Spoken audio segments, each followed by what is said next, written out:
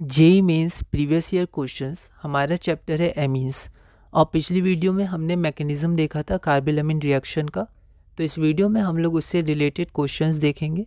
4 questions हम लोग देखेंगे इस वीडियो में, क्वेश्चन 11, 12, 13 और 14। अब डायरेक्ट क्वेश्चंस कम आते हैं, अब थोड़े मिक्सचर में क्वेश्चन आते हैं, पर फिर भी जो डायरेक्ट क्वेश्चन आए उनको हम लोग देखते हैं। क्वेश्चन नंबर 11 हमारे पास क्या है? कार्बोलैमिन test is used to detect the presence of primary amino group in an organic compound. ठीक है, which of the following compound is formed when this test is performed with aniline? तो जब aniline पे ये 1 degree है primary mean, क्योंकि कार्बोलैमिन में aliphatic aromatic दोनों 1 डिग्री मतलब रिएक्ट करते हैं, पॉजिटिव रिजल्ट देते हैं। तो जब एनिलीन के संग ये टेस्ट परफॉर्म किया गया तो कौन सा कंपाउंड फॉर्म हो? ये क्वेश्चन जेईई मेंस 2021 में पूछा गया था। यहाँ पर आपके पास 4 ऑप्शन है एनिलीन के संग कार्बोलैमिन टेस्ट। एक बार आप इस क्वेश्चन को ट्राई करिए, फिर हम लोग आगे बढ़ते हैं। तो हमें पता है कि जो हमारा प्रोडक्ट होता है कार्बोलैमिन में वो आइसोसाइनाइड होता है और फाउल स्मेल होता है उसका, जो उसका कैरेक्टरिस्टिक होता है, जिससे हम पता करते हैं कि ये 1 डिग्री अमीन है। तो यहाँ पर आइसोसाइनाइड कौन सा हो गया? डी हो गया, है ना। तो कार्बोलैमिन टेस्ट प्राइमरी अमीन से आइसोसाइनाइड, तो एनिलीन 1 डिग्री है, चाहे एरोमेटिक हो या एलिफेटिक दोनों पॉजिटिव रिजल्ट देंगे। तो फिनाइल आइसोसाइनाइड का फॉर्मेशन होगा, ऑप्शन नंबर डी हो जाएगा। अगला क्वेश्चन है question number 12। On heating N aliphatic primary amine with chloroform and ethanolic potassium hydroxide the organic compound formed is. तो कौन सा ऑर्गेनिक कंपाउंड का फॉर्मेशन होगा?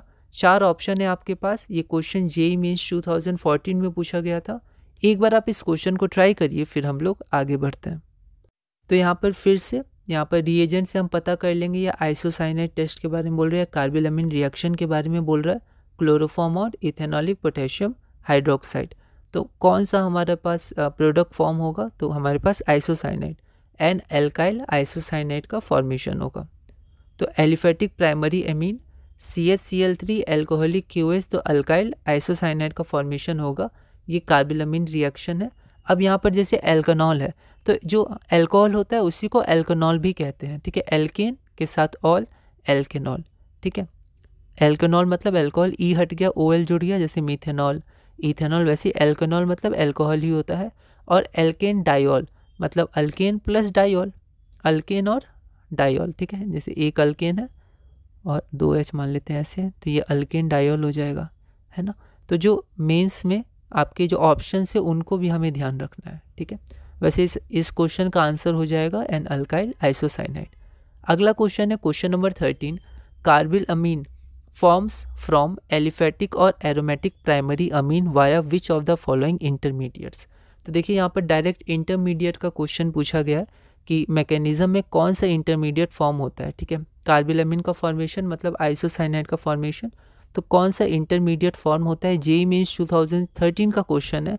एक बार आप इस क्वेश्चन को ट्राई करिए, फिर हम लोग आगे बढ़ते हैं। तो यहाँ पर कौन सा इंटरमीडिएट फॉर्म होता है? तो हमने देखा था कार्बिन का फॉर्मेशन होता है। कार्बिन क्या होता है? न्यूट्रल होता है। कार्बन के पास 2 अनपेयर्ड इलेक्ट्रॉन रहते हैं और यहाँ पर R और R' रहता है, ठीक, कोई 2 ग्रुप होंगे। मिथाइलिन सिंपलेस्ट कार्बिन रहता है अगर H और H होगा, पर इसमें कौन सा कार्बिन फॉर्म होता है? तो डाइक्लोरो कार्बिन, है ना। तो यहाँ पर कार्बिन का फॉर्मेशन होता है, तो ऑप्शन नंबर बी हो जाएगा। ये देखिए यहाँ पर शुरू में ही जो 2 रिएजेंट है क्लोरोफॉर्म ऑफ KOH वो रिएक्ट करते हैं, तो यहाँ डाइक्लोरोकार्बिन इंटरमीडिएट का फॉर्मेशन होता है। तो कार्बिन हमारा सही आंसर हो जाएगा। अगला क्वेश्चन है क्वेश्चन नंबर 14।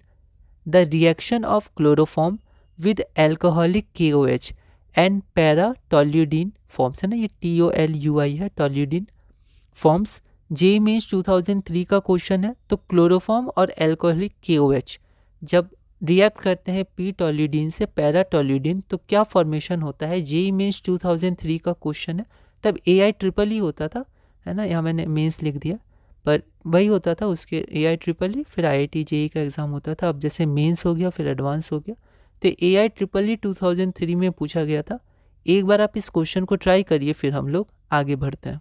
यहाँ पर हमें ध्यान रखना होगा पैरा टोल्यूडिन क्या है। वैसे हम लोग यहाँ पर ऑप्शन एलिमिनेशन से भी कर सकते हैं, हमें पता है आइसोसाइनाइड बनना चाहिए, तो यहाँ आइसोसाइनाइड सिर्फ इसमें है, ठीक है। पर टोल्यूडिन हमें ध्यान रखना है, ऑर्थो पैरा और मेटा होता है, तो NH2 और CH3, ठीक है। तो ये ऑर्थो हो जाएगा, यहाँ CH3 रहता है, यहाँ रहता तो मेटा, और यहाँ पर है तो पैरा, है ना। तो यहाँ पर फिर से एनिलीन है, 1 डिग्री एमीन है, ठीक है।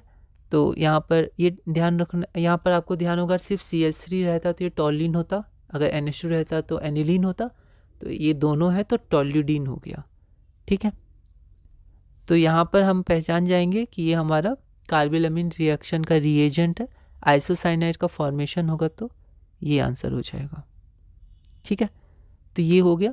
अब हमारा टॉपिक 4 है। तो उससे पहले हमने देखा कि जैसे 2021 में एक क्वेश्चन आया था, ये रीसेंट क्वेश्चन है, 21 है ना, तीन साल पहले का, तो यहाँ पर थोड़ा डायरेक्ट आया था। ठीक है, लेकिन अब डायरेक्ट नहीं आता है, क्योंकि इसके बाद जो डायरेक्ट आए हैं वो कब आए, 2014 में, 2013 में और 2003 में, मतलब बहुत पहले आए हैं। अब आपके मिक्सचर में आते हैं, पैराग्राफ वाइज आते हैं, या फिर रिएक्शन A बना फिर B बना, उसमें कहीं बीच में कार्बिलमिन का रहता है। ठीक है, तो ऐसे क्वेश्चंस आते हैं, पर फिर भी डायरेक्ट भी हमें ध्यान रखना है और मिक्सचर वाले भी हम लोग करेंगे धीरे धीरे। ठीक है, तो ये हमारा टॉपिक पूरा हुआ। अगला टॉपिक होगा हमारा topic 4, Hinsberg reagent. Hinsberg reagent, या इसको हम लोग हिंसबर्ग टेस्ट भी बोलते हैं, हिंसबर्ग रिएक्शन भी बोलते हैं इसको। तो ये बेंजीन सल्फोनिल क्लोराइड, ये हिंसबर्ग रिएजेंट है। फिर से हम लोग थोड़ा इसका मैकेनिज्म और थोड़ी ब्रीफ बातें जानेंगे, और फिर मेंस में क्या क्या इसके क्वेश्चंस आए उसको हम लोग देखेंगे। तो इस वीडियो में हमने टॉपिक 3 पूरा किया, 4 क्वेश्चन किए उसके। अगली वीडियो में हम लोग टॉपिक 4 हिंसबर्ग रिएक्शन से आगे बढ़ेंगे, कंटिन्यू करेंगे, और धीरे धीरे अपने JEE मेंस अमीन्स चैप्टर के प्रीवियस ईयर क्वेश्चंस में आगे बढ़ेंगे।